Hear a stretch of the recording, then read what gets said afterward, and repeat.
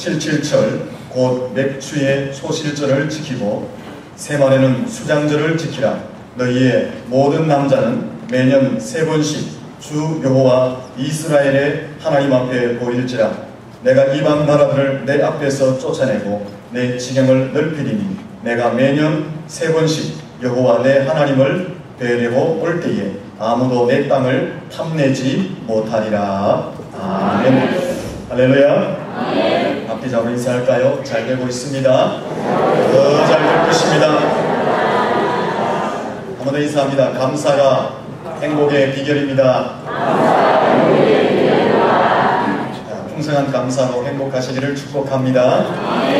오늘은 성경 말씀을 따라서 맥주 감사주일로 지키게 됩니다. 그런데 맥주 감사주일을 지키는 데 대하여서 의문과 부담스러워하는 목소리가 한국 교회 속에 일어나고 있습니다. 첫째 이유는 구약 율법 시대에 지킨 절기를 왜 지금 지켜야 되느냐? 둘째 이유는 유대인들이 지킨 절기를 왜 한국 사람인 우리가 지켜야 되느냐?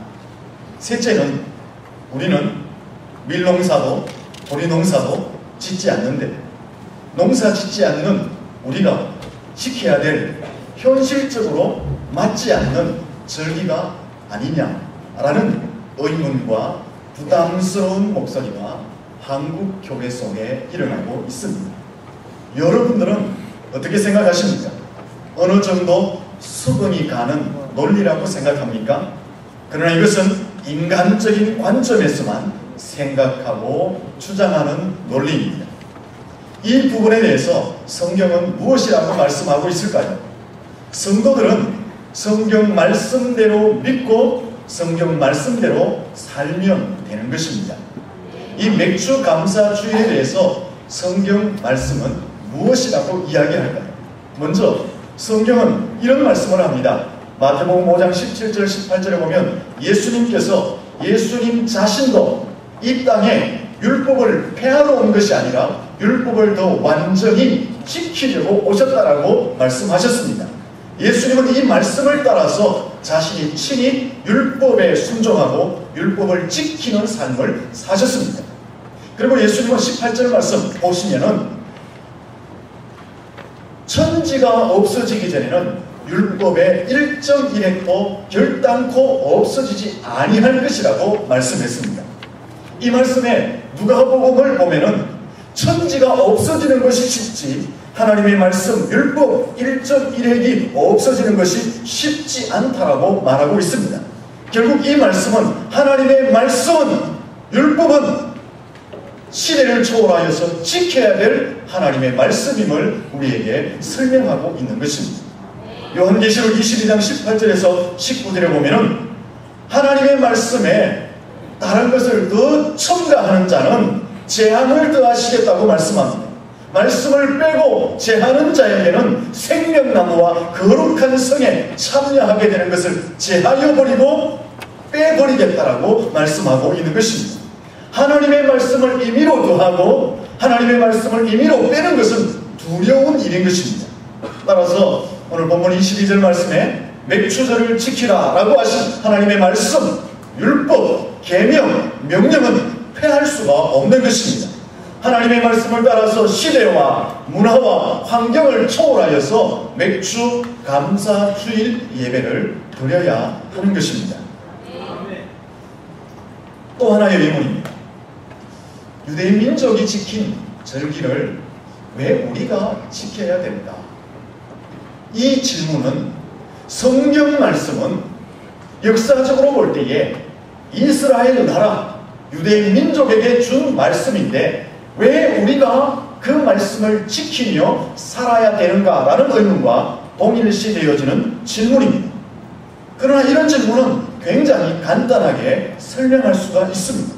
성경 말씀 맥주 감사 절기는 유대 나라, 유대 민족에게 주신 역사적으로 볼 때는 이스라엘 나라에게 주신 말씀이고 절기이지만 영적으로 볼 때는 하나님의 통치가 미치는 모든 사람, 모든 민족, 모든 모든 나라에게 주어진 말씀이다라는 것입니다. 하나님의 통치는 온 우주 만물 속에 미치고 있습니다. 왜냐하면 하나님께서 온 우주 만물을 창조하시고 그 창조하신 우주 만물을 지금도 운행하시는 분이 살아계신 하나님이시기 때문에 그렇습니다. 그러므로 하나님이 주신 성경 말씀은 시대와 문화와 나라와 인종을 초월하여서 적용되어지고 실천되어지고 순종하고 지켜야 될 말씀인 것입니다. 또 하나의 의문입니다. 맥주 감사절에 이 유대 풍습을 보면 밀농사를 지었다가 첫 수확을 거두었을 때에 첫 열매를 가지고 하나님 앞에 절기를 지켰습니다. 농사를 지은 사람이 첫 수확을 드리며 맥주 감사 절기를 지켰습니다. 우리는 밀농사는커녕 보리농사도 짓지 않는데 우리의 현실과 맞지 않는 이 맥주 감사 절기를 지켜야 하는가 라는 의문입니다. 이러한 의문, 이러한 생각도 성경 말씀 맥주 감사절의 분명한 의미를 깨달지 못하고 하는 어리석은 자의 의문이요 생각이다 라는 것입니다. 맥주 감사절은요 단순히 농사를 지어서 첫 수확을 드리는 절기로만 드려진 것이 아니었습니다. 따라서 농사를 짓는 자만이 드리는 절기가 아니다라는 것입니다. 맥주 감사절의 의미가 무엇일까요? 맥주 감사절의 감사하는 의미는 하나님께서 구원하여 주시고 지켜주시고 인도하시고 보호하시고 복주심에 대한 감사로 지켰던 절기가 맥주 감사절기였습니다. 이스라엘 백성들이 처음 지켰던 맥주 감사절기를 보면 농사를 지은 것만 가지고 하나님 앞에 감사의 절기를 지킨 것이 아니었습니다. 그들이 첫 번째 맥주 감사절기를 지킬 때는 역사적으로 볼 때 애굽에서 430년 동안 노예 생활한 것에서 해방시켜 주신 하나님의 구속의 은혜, 거기에서 해방되어서 40년 동안 광야길을 가고 가나안 땅까지 인도해 주신 하나님이 약속하신 젖과 꿀이 흐르는 가나안 땅까지 인도해 주시고 지켜주시고 보호하신 그 하나님의 은혜를 기억하며 첫 번째 감사절기를 지켰습니다. 그와 함께 가나안 땅에 정착하면서 농사를 지었는데 농사를 지어서 첫 번째 거둔 결실을 가지고 하나님 앞에 함께 맥주 감사절기를 지켰던 것이 첫 번째 맥주 감사절기였습니다. 그러니까 첫 번째 맥주 감사절기는 가나안 땅에 정착하여서 첫 번째 수확을 얻은 것만 가지고 감사해서 드린 것이 아니라 하나님께서 애굽에서 구원하여 주신 구원의 은혜, 하나님께서 가나안 땅까지 인도하여 주신 인도와 지킴과 보호와 하나님의 복주심의 은혜와 함께 어우러져서 드렸던 맥주 감사절기가 첫 번째 감사절기였습니다. 그러므로 맥주 감사절 속에는 구원의 은혜, 인도의 은혜, 보호하심의 은혜, 지키심의 은혜, 복주심의 은혜가 함께 어우러져서 드려지게 되는 것입니다. 그러므로 맥주 감사절기는 농사를 지은 사람만 지키는 절기가 아니라 하나님의 인도, 하나님의 보호, 하나님의 복주심, 하나님의 구원의 은혜를 받은 모든 사람들이 지켜야 할 절기인 줄로 믿습니다. 바로 저와 여러분이 하나님 앞에 감사의 절기로 지켜야 할 날이 바로 오늘 맥주 감사절기이다 라는 것입니다. 그러면은 이 맥주 감사절기를 통하여서 무엇으로 하나님께 감사를 드릴까? 우리가 감사해야 될 조건들을 몇 가지 한번 설명을 드려보겠습니다. 첫째는 현재의 삶에 감사를 드려야 됩니다. 한번 따라하겠습니다. 현재의 삶을 감사합시다. 가난하고 어려웠던 지난 세월을 기억하면서 현재 내 삶을 감사할 수 있어야 합니다. 우리가 현재 아무리 어렵고 힘들지만 지난날에 비하면 엄청나게 풍족한 삶을 살아가고 있습니다. 요즘 라디오나 텔레비전을 보면 음식물 처리, 쓰레기 처리에 관한 공익 광고가 나옵니다. 그 광고에 보면은 음식물 쓰레기를 처리하는데 한 해의 비용이, 음식물 쓰레기와 그 처리하는 비용이 20조 원이 든다고. 20조. 잘 뭐 개념이 없죠. 수백만 원만 해도 벌벌 뜨니까 20조 원. 이것이 물질로 좀 현상적으로 표현하면, 그 광고를 보면 중형 자동차, 소나타 이런 거 있죠. 그 자동차를 100만 대를 지불하고 사야 될 돈이야. 100만 대. 소나타 100만 대. 무엇을 이야기합니까? 지금 우리가 어렵고 힘들게 살고 있지만 너무나 풍요한 삶 속에 살아가고 있음을 말씀하고 있는 것입니다. 현재 유니세프 세계 아동 현황 보고서에 보면 사진을 하나 띄워주세요. 전 세계 5세 미만의 어린아이가 1분에 10명씩 영양실조로 죽어가고 있다고 합니다. 사진을 띄우다가 하니까 오늘 사진을 좀 많이 봐요. 북한 동포를 먼저 띄워주세요. 잘 보이시죠? 잘 보입니까? 이 북한 아이들이 못 먹어서 영양실조로 지금 저렇게 있는 거예요. 그 다음부터 보내주세요. 뒷목에다 다 나눠보죠. 저거는 이제 굶어서 죽은 어른들의 모습을 북한 또 띄우세요. 저렇게밖에 안 되나 봅니다. 저거는 이제 세계적으로 먹지 못해가지고 영양실조에 걸려있는 아이들의 모습. 한 해에 제대로 먹지 못해서 굶어 죽는 아이가 전 세계적으로 5세 미만의 어린아이가 5만 명이라는 5만 명.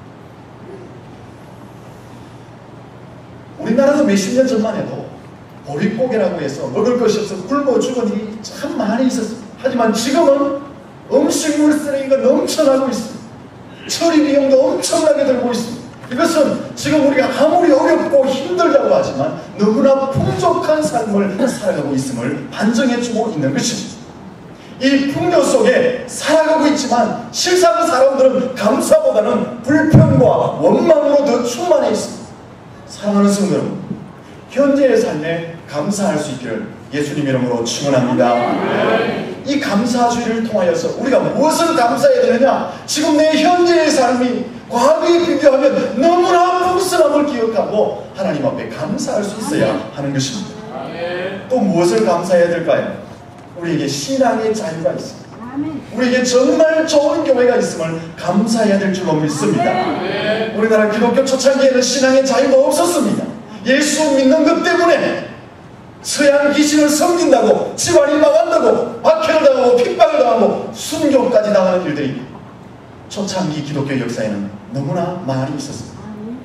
이 당시에 그림을 또 띄워주세요. 초창기 교회의 모습의 형태를 보면 운막과 초가집 형태. 저 그림이 뭐냐 하면요, 우리 개신교 교회의 초대교회 모습이에요. 소래교회다. 완전히 다 찌그러져가는 초가집이죠. 그 다음 보세요. 이제 초가집에서 발전한 것이 저 개화집이에요. 저게 이제 소래교회가 이제 발전해서 저게 개화집으로 바뀐 거예요. 그 다음에 또 보여주세요. 저게 어딜까요? 저게 대성교회입니다. 1960년대 대성교회. 개화집에서 발전해서 저렇게 창고형 교회로 발전해요. 창고형. 그리고 지금처럼 이렇게 붉은 벽돌로 고딕 형식으로 아름답게 교회를 지는 것은 불과 70년대 들어가면서부터 60년대 후반 70년대부터 지금 얼마 되지 않았어요. 초창기에는 이런 열악한 환경 속에서 예배를 드렸어요. 그리고 초창기 예배의 특징은요, 예배당에 들어가면 가운데 휘장이 쳐져 있었어요. 그리고 한쪽에는 남성 성도, 한쪽에는 여성 성도들이 예배를 드렸습니다. 그리고 1945년 해방을 맞이하면서 예배의 모습이 달라졌습니다. 사진 또 보여주실까요? 휘장이 없어지기 시작했습니다. 저건 어딜까요? 대성교회, 아까 창고형 교회 있죠? 거기 안에 여자 성도입니다. 또 하나 띄워주세요. 저거는 남자 성도. 옛날에는 저렇게 딱 구분했어요. 여기 보세요. 지금 섞여 있잖아요. 우리 교회 보시라니까 지금 저거 보지 마시고 다 섞여 있죠. 이렇게 불경건하게 어떻게 예배를 드려야 돼요? 저 당시에 돌아가면은 안 그래요? 그 당시는 남자 여자가 7세만 되면 같이 못 앉아요. 그래서 딱 구분했어요. 어디 불경건하게 남자 여자가 섞여 예배를 해요? 그게 문제가 되는 시대였어요. 지금은 아무 문제가 안 되잖아요. 지금은 이렇게 휘장이 없어지면서 이제 함께 이렇게 예배를 드리게 되었어요. 그리고 또 그 당시에는요, 또 그림이 있나요? 네, 저게 이제 우리 교회 초창기 창고, 이제 아까 창고처럼 지은 거 있죠? 거기 강대상이. 저때 강대상하고 지금 강대상하고 비교해보세요. 돌아가고 싶습니까? 그때는 이제 손으로 글도 다 쓰고 이렇게 했어요. 저 당시의 교회 모습. 저 당시에는 강대상에 아무나 손도 못 댔습니다. 손을 대면은 난리가 납니다. 여기 아무나 못 올라옵니다. 큰일 납니다. 저런 시대가 변하면서 또 교회 속에 어떤 일이 있으냐면요. 지금은 피아노를 치잖아요. 피아노를 치는 게 당연하지요? 반응이 없으시네요. 당연한 걸 물으니까 반응이 없죠. 이 피아노 들어오기 전에 교회에 뭐 있었어요? 근데 한국 교회 속에 피아노 들어온다고 엄청나게 핍박이 많았습니다. 어디 교회에서 풍금을 쳐야지 피아노를 쳐요. 그 다음에 또 뭐가 들어왔어요? 기타. 기타 치는 사람은 다 날라리였어요. 그렇게 취급받았어요. 드럼? 어디 갖다 놔? 지금 올라와 있잖아요. 어디 다른 악기? 다은 세상에 딴 따라가는 거지 교회 들어오면 안 된다고 했어요. 근데 지금은 아무런 그냥 제약 없이 받아들였어요. 그런 시대가 있었다는 것입니다. 사람들의 모습도 마찬가지입니다. 남자들이하고 크게 변화가 없잖아요. 지난번에 말씀드린 것처럼 여성 성도들이 교회 올 때 파마하면은 쫓겨나갑니다. 파마하신 분들 빨리 나가세요. 바지 입고 오신 분 쫓겨나갑니다. 바지 입으신 분 손 들어보세요. 쫓기갈까 겁나지요. 절대로 바지 입거나 치마 입거나 파마만. 그래가지고 바지 입고 싶은 사람은 치마 안에다 바지 입고 있어요. 권사님 한번 알아요. 저한테 고백을 했어요. 여러분 지금 의자 편하게 앉아있죠. 이 의자가 들어올 때요 논란이 많았습니다. 다시 사진 하나 보내주세요. 다음 사진. 저기 지금 바닥이 뭡니까? 저거는 많이 발전한 거예요. 저거 오기 전에 우리 교회가요 밑에 가마이 깔고 비가 새고 이런 데서 예배를 했어요. 그러면서 마룻바닥으로 지금 막 발전한 거예요. 저게 많이 발전한 거예요. 근데 교회 속에 이제 의자가 싹 들어온 거예요. 의자가 들어올 때에 논란이 있었을까요? 없었을까요? 우리 하나님 앞에 예배드리면서 딱 뒤로 공가가 예배드리는 경건하게 무릎 꿇고 바닥에 앉아있지. 그러니까 의자가 들어오니 많이 신간이 많았어요. 여러분 이런 것들이 문제가 됩니까? 근데 문제가 되었어요. 파마하는 것, 바지 입는 것, 피아노 치는 것, 기타 치는 것, 의자를 갖다 놓는 것, 휘장을 치는 것, 이런 것들이 문제가 되었어요. 남자와 여자가 갈라하는 것, 이런 것들이 다 교회 안에서 문제가 되었어요. 지금도 이런 문제 때문에 한국 교회가 몸살을 앓는 교회들이 천만이 있어요. 문화와 형태에 아무런 진리와 상관없는 것 때문에 한국 교회가 여기에 에너지를 다 쏟는 거예요. 그러니까 교회 안에서 찢고 뽑고 쌈다가 밖으로는 아무 영향력도 못 끼치고 지금에 와서는 대사회로부터 손가락질다. 이게 한국 교회가 그런 거예요. 좋은 면도 많습니다. 이 의자가 들어온 게요 본격적으로 들어온 게 아니냐 70년대 70년. 저 당시가 우리가 60년대거든요. 60년대까지 대부분의 교회들이 마룻바닥이었어요. 70년대 들어오면서 교회가 이제 의자가 들어오니까 편하거든요. 그러다 보니까 니나 내나 다 의자가 들어오는 거예요. 얼마 안 되었어요. 의자가 우리가 예배를 드립니다. 여러분 지난 시대를 한번 돌아보십시오. 지난 시대의 종교의 자유가 없이 억압 가운데의 신앙생활을 그때에 비해서 우리는 너무나 자유분방하게 예수님을 믿을 수가 있잖아요. 그리고 지난 시대의 교회 환경을 한번 보세요. 지금 우리의 교회 하면 너무나 시설이 좋고 환경이 좋지 않습니다. 그리고 이 한국교회를 보십시오. 한국교회 전체가 전체되어 있습니다. 발전이 없습니다. 퇴보하고 있습니다. 그리고 한국교회를 보십시오. 대사회로부터 욕을 먹고 있습니다. 이러한 시대적 상황 가운데 우리 교회는 어떻습니까? 이 시골 한 구석에 있지만 그래도 하나님의 은혜를 주시고 부흥하고 있는 줄로 믿습니다. 이 한국교회 속에 대사회가 욕을 먹고 있지만 이 청도 속에 있는 우리 교회는 대사회로부터 좋은 평판을 얻고 있는 줄로 믿습니다. 그리고 이 청도 속에 영적인 센터로서 중심을 자리매김하고 있는 것입니다.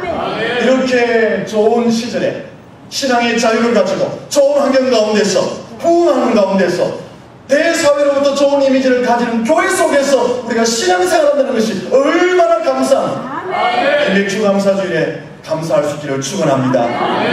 앞으로 우리 교회가 우리 성도들이 하나님 앞에 더 귀하게 쓰임받도록 준비할 수 있기를 축원합니다. 또 이 맥주 감사주일을 당하여서 우리나라에 대한 감사도 좀 해야 돼요. 사진 띄워주세요. 대한민국에 살고 있다. 사진 보세요. 우리나라 아름답지요. 금수강사. 아름답다는 감사해요. 한 2년 전에 나온 통계 몇 가지를 우리가 감사해야 될 조건을 제가 설명드려볼게요. 다른 나라와 비교해서. 우리나라가 지금 많이 총체적으로 어렵지만 그러나 또 이렇게 돌아보면 너무나 감사할 게 많아요. 평균 IQ가 3자리가 넘는 국가가 전 세계 3개 국가가 있는데 그 중에 우리나라가 한 나라입니다. 평균 IQ가 3자리가 넘으면 감사하지 않습니까? 여러분 보고 머리가 좋다는 거예요. 지금 문맹률이 1% 이하, 책을 볼 줄 모르는 사람이 1%도 안 되는 유일한 나라 대한민국. 감동이 안 되세요? 미국이랑 제대로 전쟁이 났을 때에 3일 동안 버틸 수 있는 나라가 전 세계 8개밖에 없는데 그 중에 대한민국이 끼어 있어요. 대단해요. 노약자 보호석이 전 세계적으로 5개 나라밖에 없는데 그 중에 우리나라. 어르신들이 감사하셔야 돼요. 다른 나라 가면 노약자 우대 보호석이 없다는 거예요. 전 세계 5개 나라 중에 우리나라가 그 끼어 있어요. 그리고 현재 가장 빠른 속도로 주거율, 자기 집을 가지는 속도가 가장 빠르게 증가하고 있는 나라. 양치질을 하루 3번씩 하라고 교육하는 유일한 나라. 몰랐죠? 다른 나라는 2번만 한대요. 우리나라 특이하잖아요. 감사하죠? 음악 수준이 가장 빠르게 발전하는 나라. IMF를 가장 단기간에 극복한 나라. 여성들이 좋아하는 유럽에서 통계를 냈는데 세계에서 여자가 가장 예쁜 나라 1위 대한민국. 이게 통계가 믿을 수 있는지는 모르겠지만 주여, 세계 10대 거대 도시가 이제 있는데 그 중에 한 도시가 있는 나라. 세계 우수 대학이 많잖아요. 그 중에 1등을 하는 내가 머리가 좋은 사람들이 있는 한국. 참 세계 좋은 대학에 가면 전부 다 한국 사람이 1등 한다. 머리가 그렇게 좋대요. 그리고 세계적으로 경제적으로 10위권, 군사적으로도 6, 7위권 안에 있는데 그러면서도 우리 스스로는 여전히 무슨 나라라고 해요? 개발도상국이다. 그러면서도 우리는 여전히 중진국. 그래서 앞으로 더 선진국을 본받자 하면서 발전해 나가기를 다짐하는 발전적인 나라. 이게 대한민국. 그런데 불과 이런 것이 반세기 만에 이루어졌다라는 것입니다. 대한민국에 사는 데는 자부심을 가지기를 축원합니다. 감사하기를 축원합니다. 우리나라가 이렇게 작아도요, 이렇게 뛰어난 나라예요. 내가 여기에 몸담고 태어난 것이 얼마나 감사한지. 유선한 인사는 당신은 대한민국 국민으로 자부심을 가지기 바랍니다.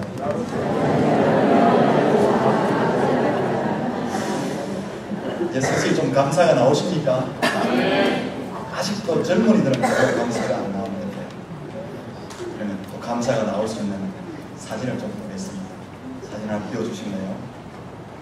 우리 속에 불평이 있다면 저 사진을 보면서 보세요. 위쪽에는 우리나라 아이와 비슷하게 사는 아이들이고 밑에는 후진국이에요. 뭐라고 써있느냐면 공부가 하기 싫습니까? 위에 아이들 공부하기 싫으니까 인터넷하고 게임하잖아요. 근데 저기 밑에 있는 아이들은 어디다 공부하고 있습니까? 네? 땅에다가 글을 쓰고 있어요. 공부가 하기 싫었어요. 근데 연필도 없는, 노트도 없는 땅에다가 그리고 그 다음 사진이에요. 저기 뭡니까? 야채 햄버거가 싫습니까? 우리나라 아니 지금 청년들 햄버거 주면 뭐 다 빼요? 야채는 싫다. 근데 저 밑에는 뭡니까? 사람들은 굶어 죽어가고 있다. 우리의 젊은이들은 야채 햄버거가 싫어서 막 짜증내고 불평하는데 저 아이들은 먹을 것 하나 없어 지금 굶어 죽어. 그 다음 사진이요. 자, 부모님의 보살핌이 귀찮습니다. 이쪽에 통통한 게 우리나라. 부모님이 애지중지하고 아껴주고 사랑해주고 관심 가져주는 게 귀찮다네. 근데 옆에 아이는 엄마가 아니에요. 남매예요. 그러나 우리는 돌봐줄 사람이 없다. 그렇게 애지중지하고 안아주고 이뻐해줄 부모가 없다는 거예요. 그다음요. 전자게임도 실적이 난다. 게임 하는 거 미쳐있잖아요. 그것도 이제 실적은 안 돼, 우리 애들. 근데 지금 저 아이는 뭐 하고 있는 줄 아세요? 그 앞에 흰 게 해골이에요, 해골. 해골 앞에서 그냥 놀고 있는 해골이 막 사람의 시체도 제대로 막 처리하지 못한 그런 해골 동네에서 그냥 놀고. 그런 실적이에요. 다음요. 누구는 나이키 대신에 뭘 샀다고요? 아디다스를 샀다고 이야기해요. 근데 저 사람들은 오직 브랜드가 하나밖에 없어요. 저게 신발이 뭔지 아세요? 페인트병 납작하게 만들어가지고 거기다 끈 달고 신고 다니고. 우리 아이들은 지금 메이크 제품 아니면 안 신으려고 하잖아. 근데 저 아이들은 PET병을 납작하게 만들어가지고 그거 신고 다니고. 그 다음에 보세요. 침대에 잘 수 있는 것을 감사해야 돼요. 잠자리가 있다는 걸 감사해야 돼요. 근데 그 밑에 아이는 무슨 마음으로 자는지 아세요? 오늘 잠들면 내일 깨어나지 않으면 좋겠다. 이 마음으로 지금 잠들고 있다. 그만큼 비참하게 살아가는 사람. 근데 전 세계적으로 빈곤층이 저렇게 빈곤층이 12억 명이나 됩니다. 뭐 일본만 지금 이야기하는 그 다음 사진도 12억 명이나 저렇게 빈곤층 속에 살아가는. 저게 무슨 사진인지 아세요? 아이가 너무너무 배고파가지고 기력이 없는 거예요. 그 뒤에 독수리가 있죠. 저 아이가 언제 죽을고 이렇게 보고 있는 거예요. 죽으면 뜯어먹는 거죠. 저런 비참하게 살아가는 인생이 수십억이 지금 이 지구상에 늘고 있어요. 사랑하는 성도, 아직도 내 마음속에 불평하고 싶은 생각이 들고 있습니다. 우리는 지금 너무 풍족한 삶 가운데 살아요. 너무 포시하게 살아가고 있습니다. 잠깐 머무는 세상 감사하며 나누며 살 수 있기를 축원합니다. 사랑하는 성도들, 그리고 젊은이 여러분, 이 나라에 사는 우리가 이 시대에서 우리가 부모님과 함께 사는 감사할 수 있기를 축원합니다. 무엇보다 감사해야 할 것은 우리가 예수 그리스도 안에서 구원을 받았다는 것입니다.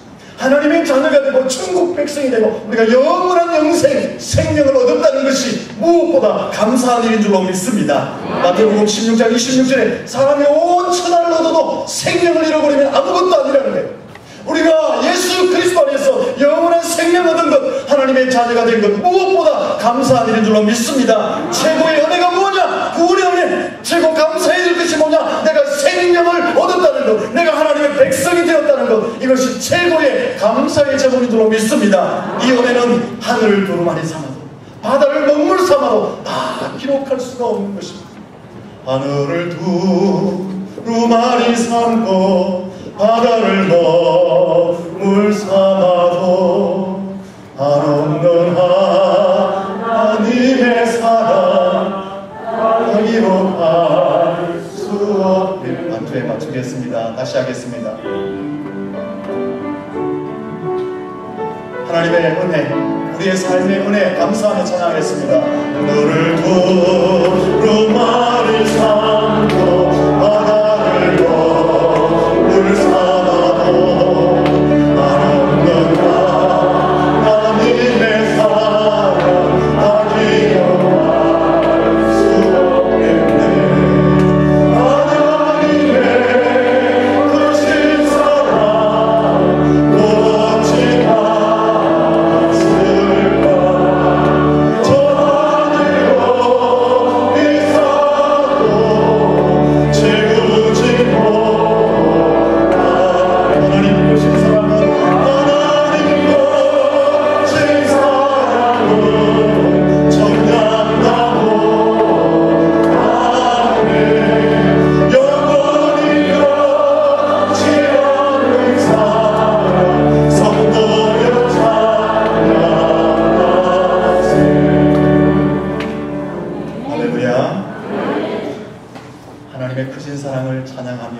꽃이 사시기를 축원합니다. 성경에 보면 감사하라 이 말씀은 명령형으로 되어 있습니다. 본문 22절을 볼까요? 같이 한번 22절 말씀을 읽어보도록 하겠습니다. 같이 읽습니다. 77절 곧 맥주의 초실절을 지키고 새말에는 수장절을 지키라. 여기 지키라 라는 것은 명령형입니다. 하나님께 감사절기를 반드시 지키라 명령하고 있는 것입니다. 성경을 자세히 들여다보시면 감사에 관한 내용이 나올 때는 대부분이 명령형으로 기록되어 있습니다. 감사 한번 해볼래? 해보면 좋을 텐데 감사하도록 애써라 의문형이 아닙니다. 권면형이 아닙니다. 부탁하고 있는 것이 아닙니다. 명령형으로 명령하고 있는 것입니다. 감사해라! 반드시 필히 꼭 감사해라! 라고 명령하고 있는 것입니다. 하나님이 왜 이렇게 감사를 명령하고 있을까요? 감사가 비법이기 때문에 그렇습니다. 감사가 우리의 인생을 더 잘되게 하는 비법이기 때문에 명령하고 있습니다. 감사가 행복의 비법입니다. 감사가 축복의 문을 여는 비법입니다. 감사가 여러분의 고난과 질병을 이겨내는 비법인 것입니다. 감사가 여러분의 인생을 승리의 자리로 이끌어가는 비법인 것입니다. 그래서 감사하라, 감사하라, 감사해라, 범사에 감사해라 라고 성경이 명령하고 있는 것입니다. 본문 24절 말씀 한번 읽어볼까요?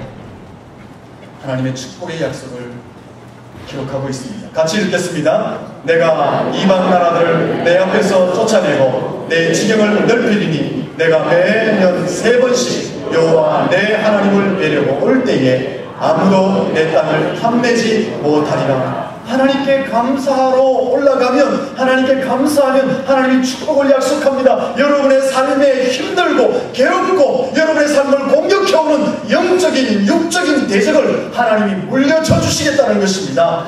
여러분이 감사하면 하나님이 지경을 넓혀주시겠다고 합니다. 여러분의 영적인 지경, 육체적인 지경, 사업의 지경, 가정의 지경, 삶의 지경을 하나님이 넓혀주시겠다고 말씀합니다. 여러분이 하나님께 감사하면 아무도 여러분의 땅을 탐내지 못하도록 지켜주겠다, 보호의 약속을 하고 있는 것입니다. 여러분의 삶의 울타리를 안전하게 여러분이 감사하면 하나님이 지켜주시겠다라고 말씀합니다. 그래서 성경에는 감사해라, 감사하라, 범사에 감사하라고 명령하고 있는 것입니다. 예레미야 30장 19절에 보면은 감사하는 자에게 번성의 축복과 영화와 정의의 축복을 약속하고 있습니다. 감사하면 더 잘 될 줄로 믿습니다. 넉넉해집니다. 풍성해집니다. 행복해집니다. 감사할 때에 여러분의 눈이 떨려져서 바라보는 모든 세상의 것이 아름답게 보여지게 되는 것입니다. 감사에 인색하지 마세요. 감사에 인색하면 지옥 같은 삶을 살게 됩니다. 불평하지 마세요. 불평하면 행복은 빠져나가고 불행이 찾아옵니다. 불평하면 여러분의 눈이 어두워져서 보는 것이 어둡게 보여요. 보는 것이 좀 삐딱하게 보여요. 보는 것이 추하게 보여요. 보는 것마다 더럽게 보여요. 여러분의 눈으로 보여지는 모든 세상이 불행스럽게 보여지게 되는 것입니다. 그러므로 감사에 인색하시면 안 됩니다. 감사가 축복의 통로입니다. 불평은 저주의 통로입니다. 부모님이 원망하고 불평하는 그 자녀도 원망과 불평의 인생관, 신앙관을 가지게 됩니다. 그러면 그 자녀에게 불행을 유산으로 남겨주게 되는 것입니다. 사랑하는 성도 여러분, 감사가 비법인 줄로 믿습니다. 감사가 하나님을 영화롭게 하는 비법인 줄로 믿습니다.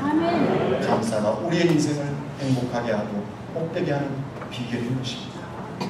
이번 맥주 감사 주일 지나시면서 여러분의 인생을 돌아보시고 내 인생이 감사의 인생이냐, 그래서 바라보는 모든 것이 아름답게 보이는 나의 인생이냐, 아니면 내가 불평의 인생으로 살아와서 보는 것마다 더럽게 보여졌는가, 스스로 진단하시고 여러분의 인생을 감사의 인생으로 바꾸시고 그 감사를 통해서 세상이 아름다워지고 여러분의 삶이 행복해지며 여러분의 자녀들도 축복이 유산으로 물려지기를 예수님 이름으로 축원합니다. 기도하겠습니다.